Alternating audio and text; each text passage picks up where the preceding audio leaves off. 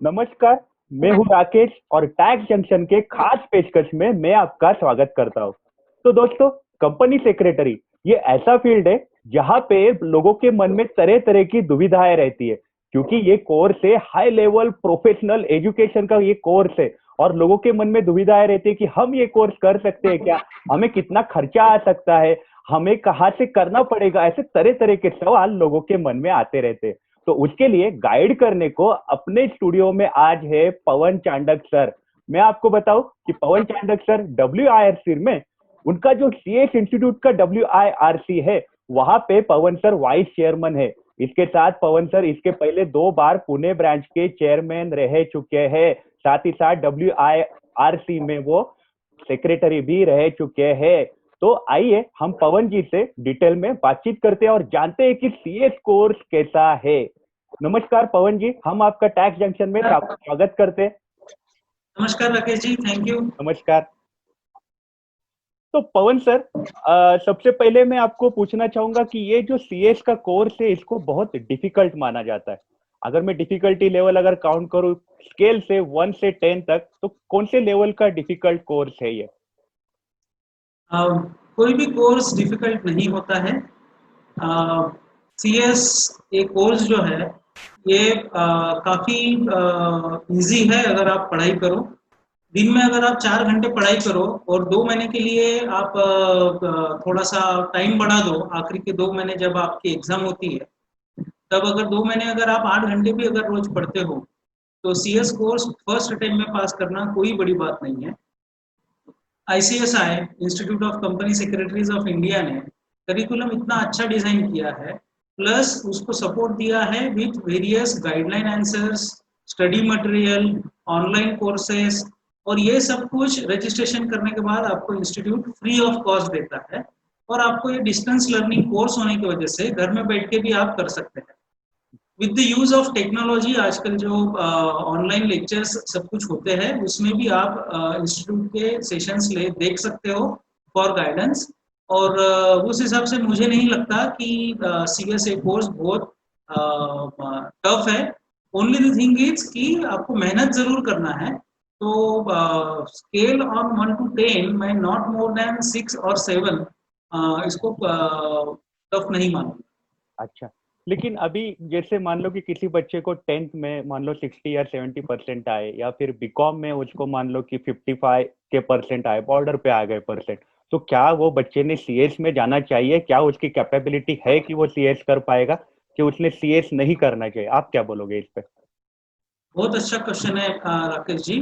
क्योंकि बहुत से बार क्या होता है कि हम स्टूडेंट्स को उनके 10th या 12th के परसेंटेज के ऊपर फ्यूचर में कितना आगे बढ़ सकेगा वो जानने की या उसका फ्यूचर प्रेडिक्ट करने की हम कोशिश करते रहते हैं।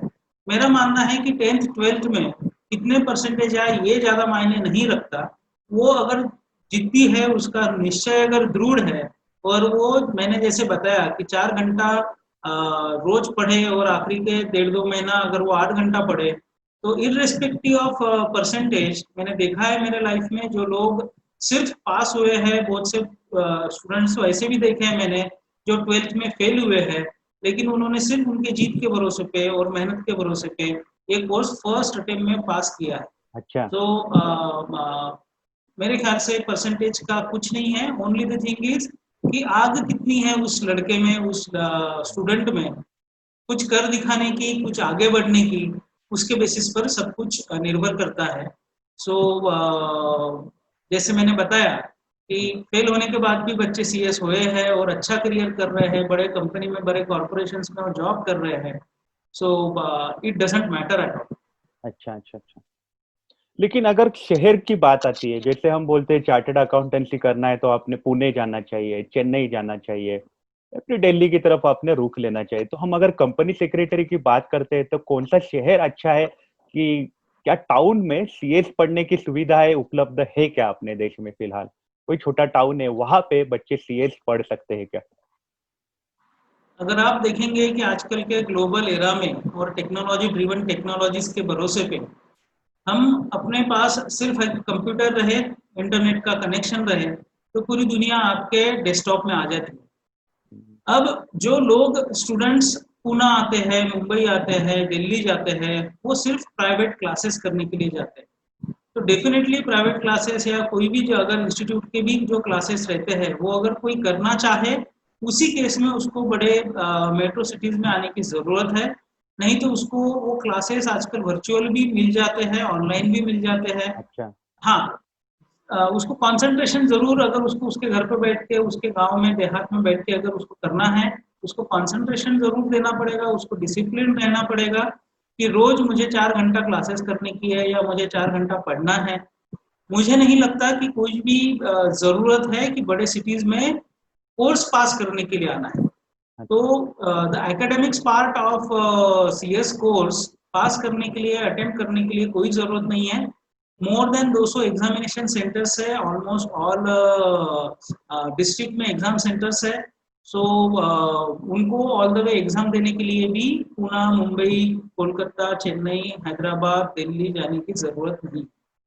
अच्छा, मतलब आप अपने लोकेशन पे भी सीएस की पढ़ाई कर सकते हो, अगर आप में मन में दृढ़ निश्चय है तो आप जरूर पढ़ सकते हो, ऐसा सर अपने को बोल रहे हैं। सर लेकिन इसमें और एक मेरे मन में सवाल आता है कि मान लो कि किसी फैमिली की फिनेंशियल पोजीशन ठीक नहीं है, मतलब किसी के पापा क्लर्क है या फिर कोई स्टेनो टाइपराइटर है, ऐसी जगह पे वो काम कर रहे हैं, तो ये पोजीशन के लोगों ने सीएस बनने के सपने देखने चाहिए क्या? उनके लिए क्या, मतलब। अ, राकेश जी, अगर आप सीएस कोर्स को अगर आप कंपेयर करेंगे विथ एमबीए और any engineering degree course also, तो आप देखेंगे कि जो फीस है स्टूडेंट की, रजिस्ट्रेशन फीस और एग्जाम फी, वो बहुत कम है। अच्छा। आज के तारीख में अगर हम देखें तो हार्डली 75,000 रुपए में पूरा के पूरा course, right from C S, EET, executive programme, professional programme और उनकी एग्जाम फीस, सब कुछ मिला के भी हार्डली 75,000 से 1 लाख रुपए तक ओवर द अच्छा। पीरियड ऑफ 3 and 3.5 years लगते हैं।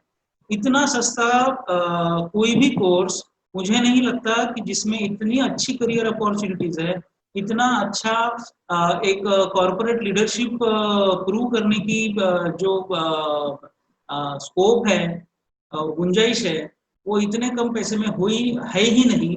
इनफैक्ट मैं आपको बताना चाहूंगा कि बहुत सारे फार्मिंग बैकग्राउंड वाले बच्चे जिनके माता पिता फार्मर्स है, वो भी ये कोर्स सक्सेसफुली कर चुके हैं। और फाइनेंशियल बर्डन मुझे नहीं लगता ऐसा कुछ भी है। हम्म। इंस्टीट्यूट ने जैसे बहुत सारी स्कीम्स भी निकाली है फॉर नॉर्थ ईस्टर्न स्टेट्स के लिए, अगर स्टूडेंट है तो उनको कंसेशनल इसमें है। और बहुत सारे कंपनी सेक्रेटरीज ऑल्सो अगर आप अप्रोच करें, अगर आप बहुत ही ज़्यादा इकोनॉमिकली अगर आप वायबल नहीं हो, आपको ऐसा लगता है, तो लोग सपोर्ट करने के लिए भी आजकल मैंने देखा है आगे आ रहे हैं, as a social responsibility which they own toward the society. So, irrespective of financial position, definitely CS course is a must go course for all the students. अच्छा, मतलब 75,000 रुपीज में ही आप सीएस का कोर्स कंप्लीट कर सकते हो, तो आपको फिनेंशियल कोई टेंशन नहीं है, आप घर बैठे भी इसको पढ़ सकते हो। लेकिन पवन सर, और एक अगला सवाल मेरे मन में आता है कि इसके जो जॉब्स होते हैं या फिर इसके लिए अगर काम करना है एक बार बनने के बाद, तो आपको शहर में ही मूव करना कंपलसरी है क्या? कि मतलब और कौन से शहरों में इसके जॉब ज्यादा पाए जाते हैं कंपनी सेक्रेटरी के?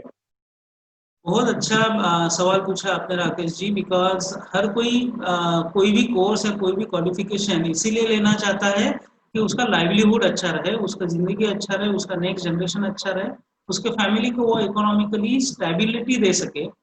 तो सीएस कोर्स में ऐसा है कि मैं अपन जैसे डिस्कस कर रहे थे कि एकेडमिक्स तो आप आपके घर से कर सकते हो, लेकिन मैं ज़रूर एडवाइस करूंगा जो स्टूडेंट्स सीएस कोर्स करेंगे और पास होंगे, कि ट्रेनिंग करके एक जैसा आर्टिकलशिप होता है, तो वो आर्टिकलशिप के लिए ज़रूर वो बड़े सिटीज़ में आए जाए, क्योंकि वहाँ पे बहुत सारी कंपनीज होती है, वो कॉरपोरेट कल्चर होता है, उन प्रैक्टिसिंग कंपनी सेक्रेटरी बोलो या वो एम्प्लॉयमेंट बोलो, कॉरपोरेट कंपनीज बोलो, उसमें जब वो काम करेंगे तो वहाँ पे उनको बहुत सारे इश्यूज सामने आएंगे, बहुत सारे मैटर्स हैंडल करने को मिलेंगे, highest level of corporate compliances करने को मिलेगा। तो द मोमेंट वो जब ट्रेनिंग करेंगे बड़े सिटीज में, बड़े सिटीज में इसलिए बोल रहा हूँ क्योंकि वहां पे ही बड़े कॉरपोरेशंस है। मैं ये नहीं बोलना चाहता कि इंडिया के दूसरे कोनों में बड़ी सी कंपनीज नहीं है, वहां पे है।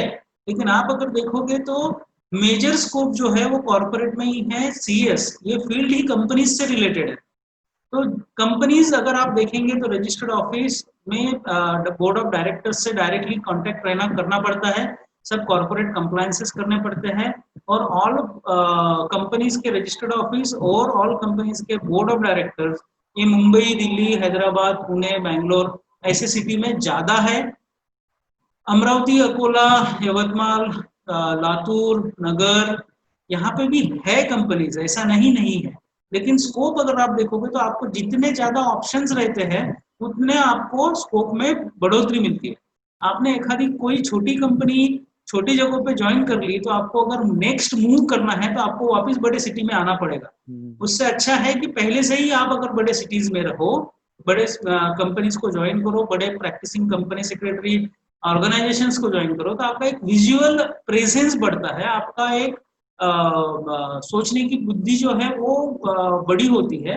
उसकी वजह से आप लाइफ में ग्रो करते हो।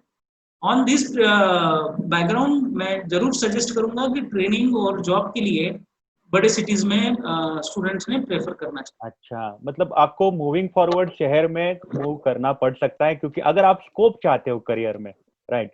लेकिन उसमें भी अगर मन में आता है फिर कि बाहर देश में कंपनी सेक्रेटरी को स्कोप होता है क्या? फिलहाल तो बीमारी चल रही है, वो हम छोड़ देते हैं। लेकिन ऐसे अगर नॉर्मल सिचुएशन में बाहर देश में कंपनी सेक्रेटरी को जॉब्स में स्कोप होता है क्या? यस, राकेश जी, मैं आपको अपडेट करना चाहूंगा। आईसीएसआई जो Indian institute of company secretaries है, वो इतने मेंबर्स है कि more than 50% company secretaries across globe are in India. And Institute of Company Secretaries of India is a global leader for the company secretary course, right? और ICSI ने already Dubai, UK, USA, Canada यहाँ पे chapters खोल चुके हैं। The moment chapters मतलब जैसे branches होती है वैसे पुणे अपने आईसीएसआई में चैप्टर्स बोले जाते हैं ब्रांचेस को। तो ये जो चैप्टर्स है वो वहां पे जब खोले, इसका मतलब ही क्या है कि वहां पे अपने मेंबर्स, आईसीएसआई के सीएस वाले मेंबर्स वहां पे ऑलरेडी काम कर रहे हैं। और वहां पे काम कर रहे हैं तभी वहां पे चैप्टर्स ओपन करे गए हैं। अगर आप देखेंगे आज की तारीख में इंडिया एक ग्लोबल हब हो चुका है। हर बाहर के देश का जो भी डेवलप कंट्रीज है वो इंडिया में आना चाहते हैं। उनके लोगों को इंडिया के लॉज और इंडिया के कंप्लायंसेस मालूम नहीं है। तो वहाँ पे भी लीगल फील्ड में अपने को बहुत स्कोप है सीएस को। वहाँ पे कॉर्पोरेट लिटिगेशंस में हमको स्कोप है। ऑब्वियसली कुछ कुछ एडिशनल 2-3 सब्जेक्ट्स देने पड़ सकते हैं। जैसे फॉर एग्जांपल अगर मैं देखूं कि सीएस इन यूके अगर हमको करना है तो उसको सीसा करते हैं। तो सीसा करते वक्त आपको यूके का सीएस जो करना है उसके लिए 4 पेपर्स एडिशनल देने पड़ते हैं। तो उस वजह से आप यूके के कंपनीज में भी सीएस करके काम कर सकते हो। वहां पे चार्टर्ड सेक्रेटरी कहा जाता है, अपने यहाँ कंपनी सेक्रेटरी कहा जाता है। तो स्कोप बहुत है। और ये ग्लोबलाइजेशन की इसमें CS is just next to the board of directors. Board of directors decision लेता है, उसको कंप्लाई करने का, उसको पूरा करने का, उसको फ्रेमवर्क में बराबर कंप्लीट करने का काम एक कंपनी सेक्रेटरी का है। और उसको काफी स्कोप है ग्लोबली में। अच्छा अच्छा अच्छा।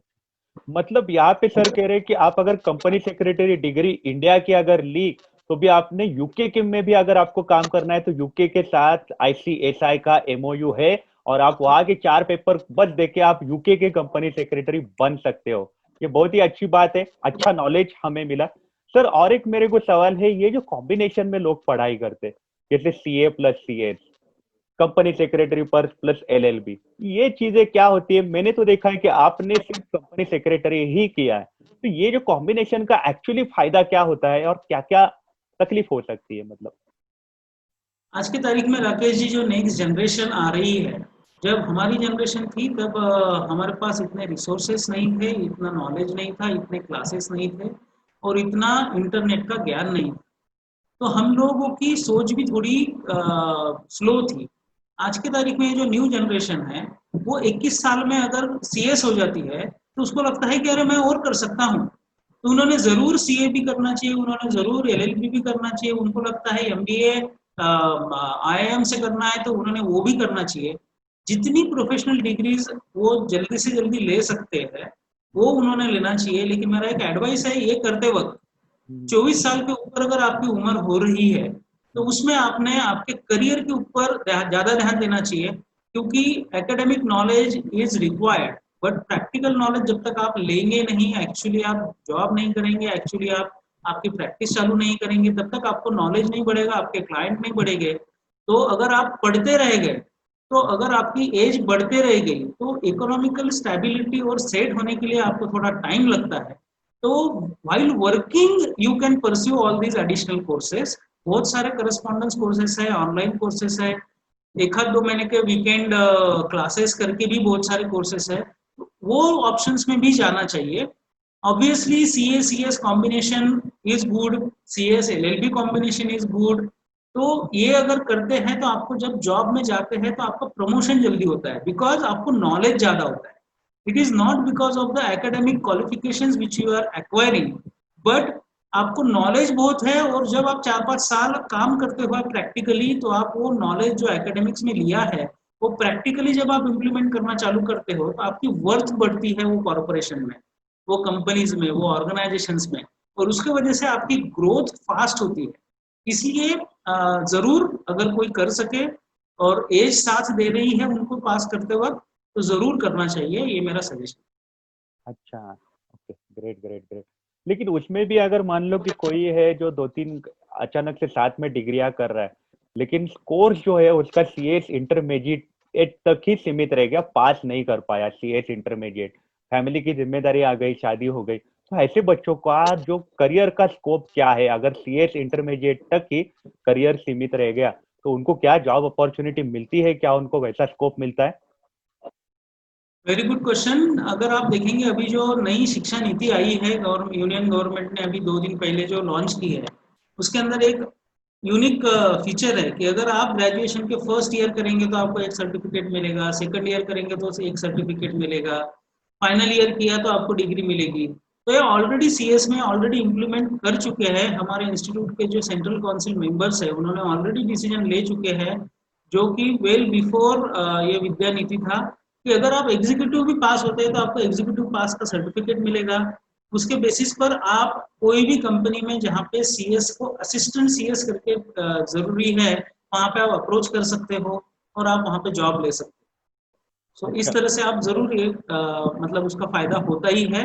ऐसा नहीं है कि आपका सिर्फ एग्जीक्यूटिव हो गया और आप फाइनल नहीं कर पाए विद इन टाइम, लेकिन आपको जॉब ज्वाइन करना है तो you can earn, and also along with that you can then learn and complete the CS degree in 1-2 years as per your intellectual. अच्छा, मतलब आधी अधूरी पढ़ाई से भी आपका स्कोप है, ऐसा नहीं कि आपका सीएस इंटरमीडिएट रह गया तो आपको बीकॉम काउंट किया जाएगा, आपको सीएस इंटरमीडिएट करके ही काउंट किया जाएगा सीएस में। तो ये एक अच्छी करेक्ट। बात हमें आज पता चली है।